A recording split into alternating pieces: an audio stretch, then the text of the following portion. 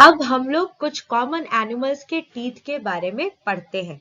So on page number 134 of your EVS book, it is written that cows have short front teeth for snipping grass. What is a snipping grass? Have you ever seen cows or buffaloes grazing? गाय को भैंस को कभी घास चरते हुए देखे हो? कैसे चरते हैं? दिखाती हूं जरा. अपने दांतों से ऐसा करके वो बेटा घास को या ट्रीज के ब्रांचेस पे, प्लांट्स के ब्रांचेस पे जो लीव्स होते हैं उसको काटते हैं, कट करते हैं. So this cutting is snipping. इसी को हम लोग स्निपिंग ऑफ ग्रास कहते हैं. ठीक है. अच्छा, ताकि ये स्निपिंग का काम आसानी से हो सके इसीलिए काउज और बफेलोज के जो सामने के दांत होते हैं वो बिल्कुल शार्प होते हैं, आपकी दांतों की तरह. ठीक है. और थोड़े से छोटे भी होते हैं. While the teeth on the sides are large and flat for chewing the grass. सामने के दांतों से वो काटने का काम करते हैं इसलिए वो शार्प होते हैं.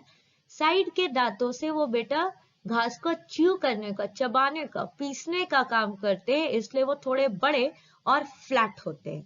ठीक है. अब इसको थोड़ा और अच्छे से समझने के लिए let us take example of this knife. बेटा नाइफ हो या सिजर हो, ठीक है, इसका जो एज होता है, जो किनारा होता है, दैट इज एब्सोल्युटली शार्प, बिल्कुल शार्प होता है. अब इस तरह से तुम कर मत देना. ठीक है. तभी तो बेटा इसको जब हम ऐसे सब्जियों पर डालते हैं तो वो सब्जी जो है वो कट जाती है ना, क्योंकि ये बिल्कुल शार्प है.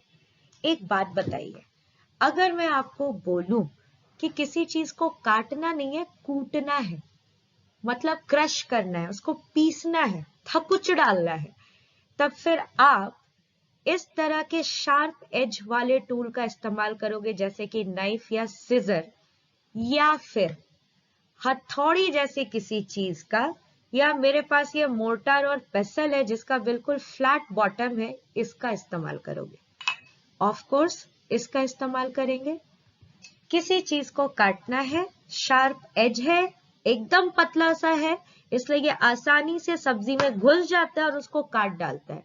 लेकिन उसी सब्जी को अगर ग्राइंड करना है, पीसना है, थकुचना है, कूटना है, तो बेटा आप किसी फ्लैट बॉटम वाले चीज से उसको ऐसे ऐसे ऐसे करके स्ट्राइक करोगे, कूटोगे. ठीक है. सेम चीज गाय के दांत में है. जब घास को काटना है तो हमारी दांतों की तरह बिल्कुल शार्प एज वाले दांत उनके सामने में, सामने से वो काटा करते हैं.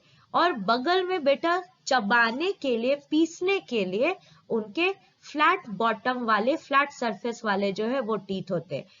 इमेजिन करते हैं ये एक टीथ है, टूथ है. ठीक है. एक है तो टूथ है, ये एक टूथ है. तो इसका ये वाला जो सरफेस है ये तो फ्लैट है ना, शार्प तो नहीं है. इतना एरिया मिल रहा है ना इसको. और ये दूसरा टूथ है. ठीक है. इसका भी ये वाला एरिया आपको मिल रहा है, ये भी फ्लैट है. अब इन दोनों के बीच में हमने किसी खाने की चीज को रख दिया.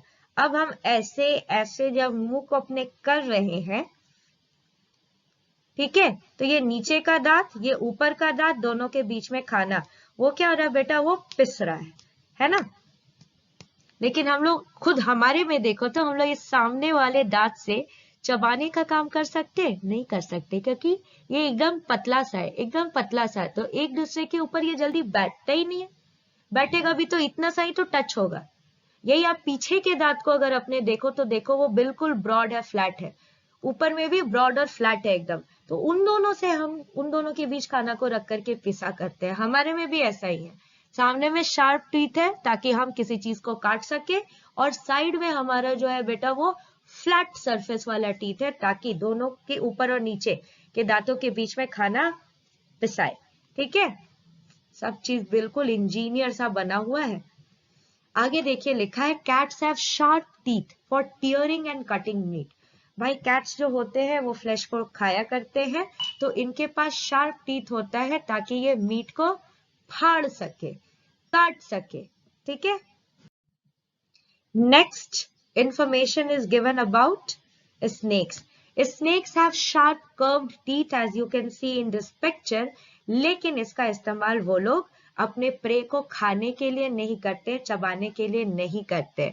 वो इनफैक्ट अपने शिकार को चबाते ही नहीं है, दे स्वलो इट होल, वो उसको पूरा का पूरा निगल जाया करते हैं। ये प्यारे प्यारे जो एनिमल्स आपको दिख रहे हैं, लेफ्ट साइड में स्क्विरल, राइट साइड में चूहा महाराज, बेटा आपने इनको कभी भी ऑब्जर्व किया होगा तो नोटिस किया होगा कि ये कुतरते रहते हैं चीजों को लगातार, है ना, ऐसे दांतों से ऐसे ऐसे ऐसे ऐसे ऐसे ऐसे ऐसे चीजों को जो है वो काटा करते हैं, ठीक है। That is known as gnawing. Spelling is GNAW, G remains silent, it is pronounced as gnawing.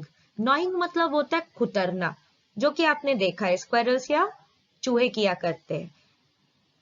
कई बार आपके घर में चूहे जब घुस आते हैं, लकड़ी के फर्नीचर को कुतर डालते हैं, प्लास्टिक के वायर्स को, रबर के वायर्स को कुतर डालते हैं, प्लास्टिक के फर्नीचर को कुतर डालते हैं, कपड़ों को कुतर डालते हैं, जबकि वो इन चीजों को खाते नहीं है। फिर क्यों कुतरते हैं? That is very essential for them, क्योंकि इनका जो सामने का दांत होता है that grows through out the life, ये पूरे जीवन भर बेटा इनका बढ़ता रहता है, बढ़ता रहता है, बढ़ता रहता है। तो अगर ये नॉक करके, कुतर कुतर करके अपने सामने के दांतों को घस करके छोटा नहीं करेंगे तो उनके दांत कई किलोमीटर लंबे हो जाएंगे। हर चीज के पीछे एक रीजन है। So this is why squirrels and mice gnaw so that they can prevent their teeth from growing longer and longer.